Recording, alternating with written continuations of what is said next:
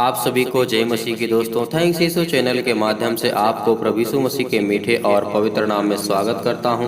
मैं मानचंद भारती आज मैं इस वीडियो में आपसे बात करूंगा और आपको सिखाऊंगा प्रार्थना कैसे करना है। देखिए, परमेश्वर से बात करना ही प्रार्थना कहलाता है। आप इसे दूसरी भाषा में भी कह सकते हैं, परमेश्वर से बात करना। यीशु मसीह किस तरीके से से हमको कहा है और हमको संदेश दिया है वचनों के द्वारा कि आप भी अगर प्रार्थना करते हैं तो इन वचनों के द्वारा, और जैसे मैं करता हूं वैसे आप भी कर सकते हैं। देखिए, आज मैं इसी वीडियो में प्रार्थना के बारे में बात करूंगा आपसे। तो चलिए हम वीडियो को शुरू करते हैं ज़्यादा टाइम और समय ना लेते हुए। देखिए, पहला वचन होगा हमारा। इससे पहले है हम आपसे कुछ रिक्वेस्ट करना चाहते हैं। अगर आपने अभी तक इस चैनल को सब्सक्राइब नहीं किए तो प्लीज़ सब्सक्राइब करें और बेल आइकन को जरूर प्रेस करें और दोस्तों तक इसे जरूर पहुंचाएं। चलिए हम इस वीडियो को शुरू करते हैं। आज का जो हमारा पहला वचन होगा, पहला तीमुथियुस अध्याय 2 और वचन नंबर 5। देखिए, आपको विश्वास करना होगा कि परमेश्वर एक है, क्योंकि परमेश्वर एक ही है और परमेश्वर और मनुष्यों के बीच में भी एक ही बिचवाई करने वाला है। अर्थात कौन है? प्रभु यीशु मसीह, वो जो मनुष्यों के रूप में हमारे साथ रहे इस संसार में। देखिए, हमको ये विश्वास होना चाहिए और होना नहीं चाहिए, 100% होना चाहिए। देखिए, परमेश्वर कहते हैं कि अगर तुम मुझ पर विश्वास करते हो तो आपको पता होना चाहिए कि सिर्फ मैं इकलौता परमेश्वर हूँ। आपको ये आपके दिल में, आपके जहन में, आपके दिमाग में ये आपका विश्वास होना चाहिए आपके अंदर कि परमेश्वर सिर्फ एक है और वो भी सच्चा है। वो कौन है? प्रभु यीशु मसीह। तो इसलिए इससे क्या होगा कि आपका माइंड होगा इधर उधर भटकेगा नहीं। तो आप इसी परमेश्वर से प्रार्थना करेंगे। कौन? प्रभु यीशु मसीह से। अगला वचन हम देखेंगे किस तरीके से प्रभु यीशु मसीह अपने समय में प्रार्थना किया करते थे और हमको किन वचनों के द्वारा हमको प्रेरित किए हैं कि आप भी इन वचनों के द्वारा प्रार्थना कर सकते हैं। देखिए, लिखा है जो मत्ती पुस्तक अध्याय 6 और वचन नंबर पढ़ेंगे यहाँ पे 9 से लेकर के 13 तक। इसमें लिखा है, पहले हम पढ़ेंगे 9। लिखा है, सो तुम इस रीति से प्रार्थना किया करो, हे हमारे पिता तू जो स्वर्ग में है, तेरा नाम पवित्र माना जाए। देखिए, परमेश्वर कहते हैं सो तुम इस रीति से प्रार्थना किया करो कि हे पिता तू जो स्वर्ग में है, तेरा नाम पवित्र माना जाए। आपको पहले विश्वास करना होगा कि हमारा जो पिता है वो स्वर्ग में है, हम उसको धन्यवाद करते हैं। अगला वचन पढ़ेंगे 10। लिखा है, तेरा राज जाए, तेरी इच्छा जैसे स्वर्ग में पूरी होती है वैसे इस पृथ्वी पर पूरी हो। इस वचन का कहने का मतलब है हम ये स्वीकार करते हैं कि परमेश्वर तुम मेरे साथ हो और तुम सच्चे और पवित्र परमेश्वर हो। तेरा राज जाए, तेरी इच्छा जैसे स्वर्ग में पूरी होती है वैसे ही हम मनुष्यों के द्वारा इस पृथ्वी पर आपकी इच्छा पूरी हो। हम अगला वचन पढ़ेंगे 11। लिखा है, हमारे दिन भर की रोटी आज हमें दे, हमें हमारी आज दिन भर की रोटी हमें आज दे पिता। आपको ये विश्वास करना होगा कि परमेश्वर हमें आज की रोटी हमें देंगे। और 12 पढ़ेंगे, यहाँ पे लिखा है, और जिस प्रकार हमने अपने अपराधियों को क्षमा किया वैसे ही तू भी हमारे अपराधों को क्षमा कर। ये भी आपको परमेश्वर से प्रार्थना करते वक्त कहना है कि हे पिता परमेश्वर, जिस तरीके से हमने अपने अपराधियों को, अपराध करने वालों को क्षमा किया है, हाँ, या हमारे दिल दुखाने वाले को हमने क्षमा किया है, उसी तरीके से आप भी हमारे अपराधों को क्षमा करें। जो भी मुझसे गलती हो जाती है, भूल हो जाती है पिता।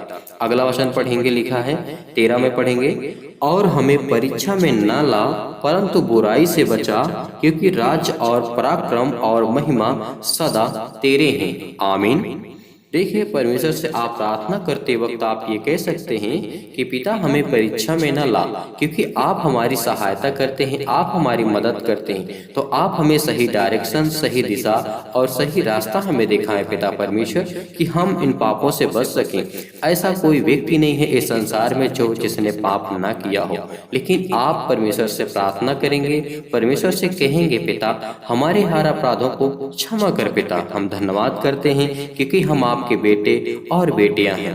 अगला वचन हम पढ़ेंगे याकूब की पुस्तक अध्याय 1 और वचन नंबर 17 पढ़ेंगे। लिखा है, क्योंकि हर एक अच्छा वरदान और हर एक उत्तम दान ऊपर से ही है और ज्योतियों के पिता की ओर से मिलता है, जिसमें ना तो कोई परिवर्तन हो सकता है और ना कोई अदल बदल के कारण उस पर छाया पड़ती है।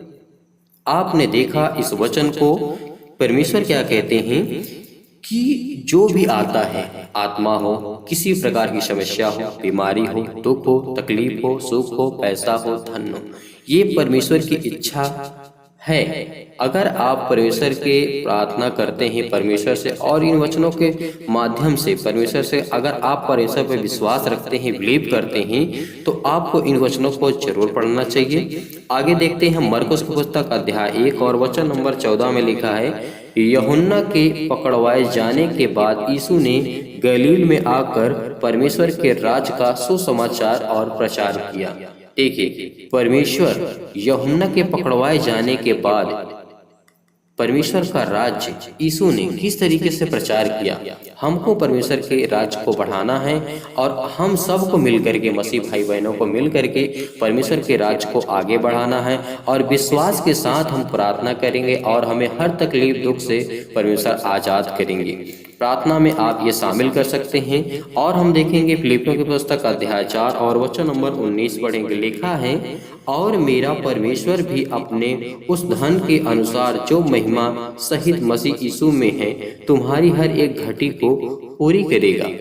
हमें ये विश्वास है, बिलीव है, हम परमेश्वर पर विश्वास करते हैं क्योंकि हमारा सच्चा और एक ही खुदा है, वो है प्रभु यीशु मसीह। तो हमें बिलीव करना होगा, विश्वास करना होगा इन वचनों के द्वारा, क्योंकि हर एक घटी को, कमी को हमारा कौन पूरा करेगा? सिर्फ परमेश्वर। तो इसीलिए हमें विश्वास करना चाहिए। अगला वचन देखेंगे रोमियो पुस्तक अध्याय 6 और वचन नंबर 23 पढ़ेंगे। लिखा है, क्योंकि पाप की मजदूरी तो मृत्यु है, परंतु परमेश्वर का वरदान हमारे प्रभु यीशु मसीह में अनंत जीवन है। देखिए, पाप की जो मजदूरी होती है वो तो मृत्यु है ही है, लेकिन हम अगर प्रभु यीशु मसीह के चरणों में आते हैं, उससे प्रार्थना करते हैं, उससे विनती करते हैं, तो हमें एक अनंत जीवन मिल सकता है। भले हम पाप करते हैं, पाप किए हैं, हमसे हो रहा है, गलतियां हो रही हैं, लेकिन बच्चे पिता से अगर क्षमा मांगते हैं, माफी मांगते हैं, तो पिता उन्हें माफ करता है। आप ये सब जानते हैं अच्छी भली भांति से। अगला वचन हम पढ़ेंगे मत्ती पुस्तक अध्याय 6 और वचन नंबर 14 पढ़ेंगे। लिखा है, इसलिए यदि तुम मनुष्य के अपराध क्षमा करोगे तो तुम्हारा जो स्वर्गीय पिता है तुम्हारे भी अपराध क्षमा करेंगे। कि आपको फर्स्ट नहीं, पूरे लाइफ में हमेशा करते रहना है।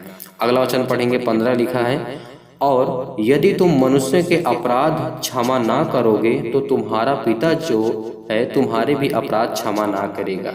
अगर हम किसी का अपराध को क्षमा नहीं कर सकते हैं तो हमारा अपराध कौन क्षमा करेगा? जब हम दीन नहीं बन सकते हैं तो परमेश्वर हम पे दया क्यों करेगा? तो इसीलिए आपको ये सब करने की आवश्यकता है।